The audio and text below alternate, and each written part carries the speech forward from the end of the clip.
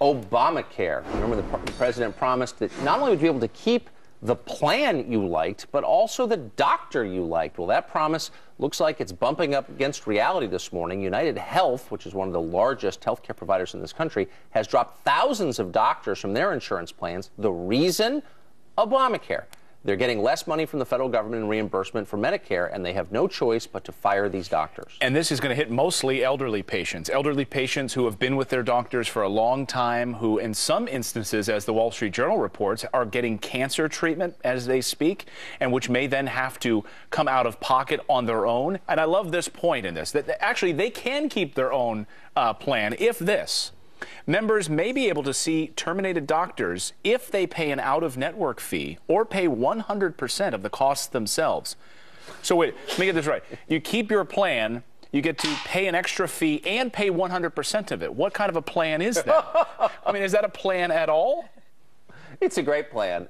We had Andrew Mangione of the Association of Mature American Citizens on a minute ago on the show, and he was explaining the chaos in the insurance industry after the rules and then Obama's revision to the rules. And what happens next, we asked him. Here's what he said.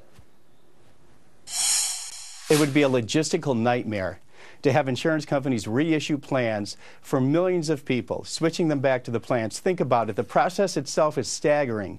Think about the claims people. Which claims would they be paying and for what plans? Think about the premiums that are going to be charged. Which plan is going to be enforced? What type of coverage will be there? And this is just for a temporary fix. I hope that the president and the administration really hope isn't coming up with a scheme to now blame insurance companies when they dump this logistical nightmare on their lap in order to take some cover away from the Affordable Care Act. Yeah, there's definitely some politics involved here.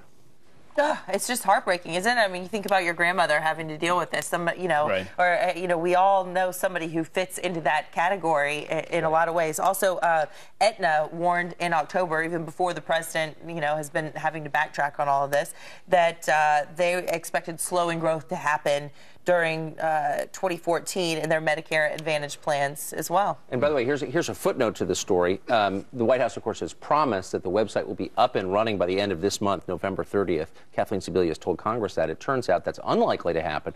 And even then, here's the standard they're applying. 80% of people who go on the website will be able to get health insurance through the website. That's their standard. Imagine if Amazon said 80% of people who come to our site to buy something will be able to buy something. Right. That was the headline. I saw that this morning and about fell out of my chair. I tweeted that like at 3 in the morning. I said, am I reading this right? 80%? That's their standard. It's good enough for government work. Yeah, that's their standard. Their talking point is the vast majority now. It's not everybody. It's the vast majority. So 1 in 5 are going to be pulling their hair out even more, as if the process isn't, tangled enough.